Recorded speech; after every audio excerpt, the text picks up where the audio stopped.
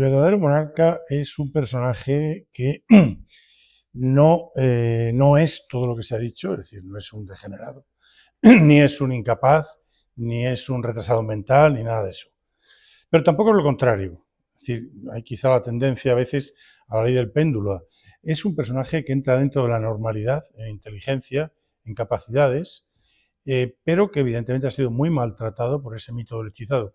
Y yo digo en el libro que una de las razones del maltrato es lo importante que era. Es decir, tenía una enorme visibilidad. Reyes débiles, de poca personalidad, ha habido muchos, pero él estaba en un lugar fundamental, tenía una enorme visibilidad por el puesto que ocupaba y eso es lo que de alguna forma ha contribuido a esa imagen tan negativa, a que se haya insistido tanto en esos aspectos. Era una persona normal, con defectos y con virtudes. Uno de los defectos era, sin duda, era una persona muy indecisa, era una persona con poca confianza en sí mismo. Tampoco era una persona con una dedicación constante al trabajo, como lo habían tenido sus abuelos o incluso su padre en muchos periodos, pero tampoco fue ese personaje que nunca iba al despacho. Es un hombre que recibía a los embajadores, que aguantaba horas y horas de actos en la Capilla Real, que presidía las procesiones, que hacía, es decir, que dedicaba las 24 horas del día y los 365 días del año a la labor del rey. Otra cosa es que no fuera ese hombre papelista de despacho tan constante como lo habían sido sus antepasados. Pero insisto, es una persona dentro de la normalidad.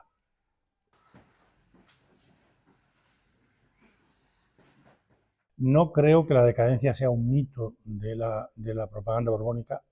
Es decir, la propaganda borbónica insiste en la decadencia. Lo que creo que no es real es la exageración de la decadencia. Es decir, yo creo que decadencia hubo. Pero el problema es que hay una historiografía que durante mucho tiempo ha insistido en la decadencia viendo que todo era decadente. Es decir, era un mundo negro, un mundo en el que no había ningún elemento positivo, empezando por el rey y siguiendo por los cortesanos, los nobles, los políticos. No, ahí es donde yo no estoy de acuerdo. Yo creo que hay decadencia, pero no tan grave, ni tan profunda, ni tan constante, ni tan general como se ha dicho.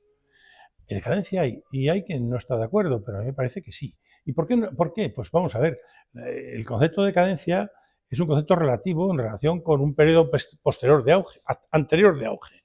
El periodo anterior de auge es evidente. Es decir, la España de Felipe II tiene una potencia militar, financiera, es capaz de mantener su imperio sin ayudas apenas.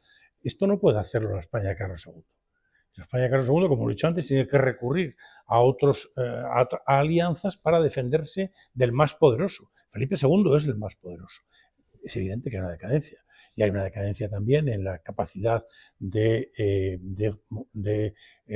reunir ejércitos, en la capacidad de pagarlos, hay muchos aspectos de la decadencia, muchos. Entonces, negarla no tiene sentido. Y la prueba de la decadencia es que al final del reinado, pues lo que está tratando de evitarse durante todo el reinado, y se consigue con bastante éxito, son todos los éxitos, que es no perder territorios. Al final vendrá la guerra de sucesión, y se perderá toda la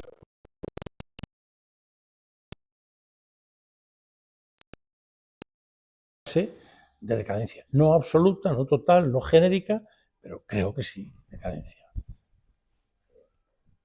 Con elementos positivos, sin duda, ¿eh?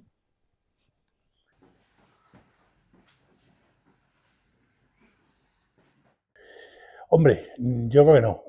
Fue un rey de poder. Todo rey en el antiguo régimen tiene poder, enorme poder, porque prácticamente tiene todo el poder. La ley la hace el rey, los nombramientos los hace el rey, nada se mueve si no lo quiere el rey. Otra cosa es que él no ejerciera todas las capacidades que este enorme poder le daba, que diera muchas, que dejara que los ministros dieran muchas cosas, etcétera. Es decir, es un hombre de poder, sin duda, absoluto. Otra cosa es de conciencia, claro, sí, porque es un personaje que, como es propio de los reyes del antiguo régimen y más en España, están absolutamente convencidos de que están puestos allí por Dios, ¿eh? Y de que Dios les ha elegido a ellos y les va a pedir cuentas a ellos de lo que hagan. En este sentido, es evidente que es un hombre de conciencia. Y esto este sentimiento o esta convicción la tenía profundísima, ¿eh? La de que estaba puesto ahí por Dios y Dios le iba a exigir. Y esto les creaba a los reyes, y a su padre Felipe IV le creó serios problemas de conciencia, de pensar que no había cumplido, etc. Y a él también le exigía, ¿eh? Y en este sentido era un hombre que de una rectitud moral clara, ¿eh? Porque, entre otras razones, porque tenía una ética muy marcada y porque estaba convencido de que él era alguien puesto ahí por Dios, para que reinara y gobernara.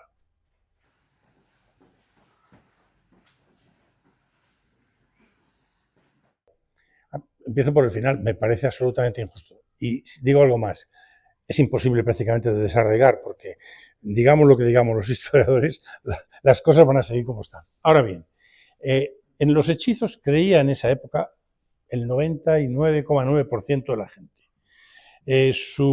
Su tío, el emperador Leopoldo I de Alemania, del Sacro Imperio Romano Germánico, es uno de los que más insisten en que le practiquen hechizos. Y le envía un fraile porque ha dicho que es que tiene, que no engendra hijos porque está hechizado. Es decir, lo creían prácticamente todos. Y en la corte lo creen prácticamente todos. Bueno, entonces, como consecuencia de esto, al final de su vida, pues durante unos meses, solo unos meses, le practican una serie de hechizos. Y eso es todo. De ahí a que los 35 años de su reinado consideremos dentro de la idea del hechizo, parece absurdo. A Felipe IV también le practicaron hechizos y no nadie le llamó el hechizado. Y a otros muchos personajes de la época. Seguramente, digo, Leopoldo I creía en los hechizos mucho más que él.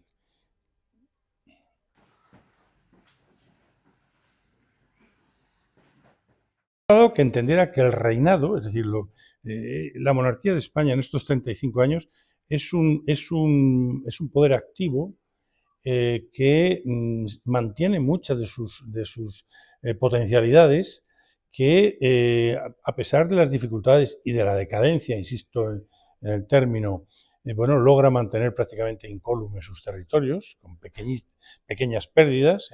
La máxima de todas va a ser Portugal, que se pierde a comienzo del reinado, pero ya estaba perdida prácticamente cuando muere Felipe IV. Y bueno, pues que realmente estamos ante un periodo que no debe olvidarse.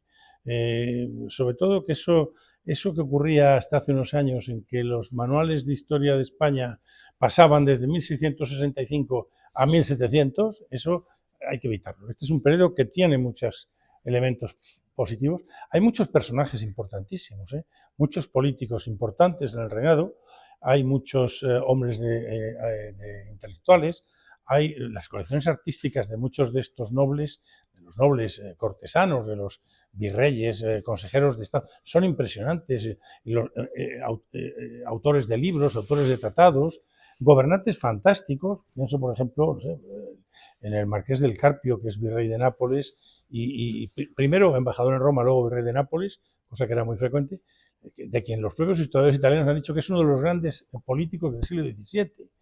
Bueno, pues es un personaje de esta época, muere en el año 87, ¿no? Es decir, me gustaría que la gente aprendiera que este es un periodo de la historia de España digno de ser conocido.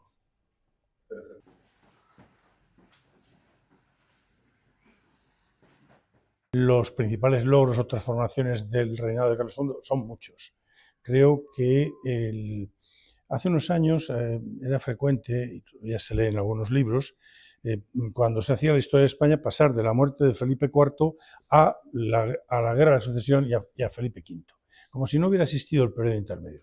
Ese periodo intermedio es un periodo en que se ensayan muchas reformas. Es un periodo en el que ya se ha constatado la decadencia internacional, se ha perdido la guerra de los 30 años, el enfrentamiento con Francia, finanzas castellanas que ya no daban más de sí. Hay toda una serie de intentos de reforma de esas finanzas. Hay una búsqueda de otras finanzas de otros territorios que contribuyan también a las guerras que sigue teniendo la monarquía, que sigue teniéndolas. En la política internacional hay una capacidad enorme para aliarse con los enemigos del actual cabeza, el personaje más potente del periodo, que es Luis XIV. Entonces hay una gran capacidad para unirse a Holanda, a Inglaterra, al imperio. Da igual ya que algunos de ellos sean, como se decía, herejes, es decir, que no sean católicos. Es el caso de Holanda o de Inglaterra. Hay una enorme, digamos, sentido práctico en la política internacional, haciendo coaliciones, buscando formas con otros territorios, también lo buscan los otros, no solo España, para defenderse de ese ciclón que es Luis XIV.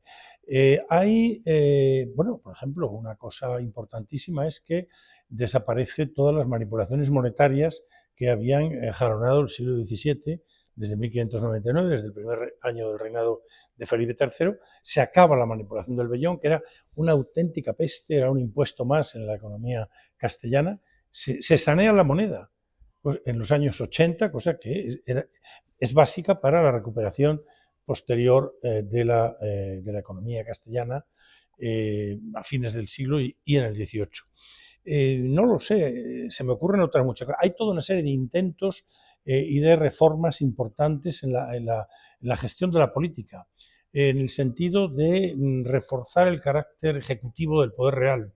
Algo en lo que continuaron luego los Borbones con el apartamiento de los consejos y la creación de las secretarías de Estado y de despacho. Es decir, hay toda una serie de transformaciones. Algunas cuajan, otras muchas son intentos, a veces fallidos, pero hay toda una serie de... Hay movimientos muy importantes, hay transformaciones muy importantes que están anunciando un tiempo distinto.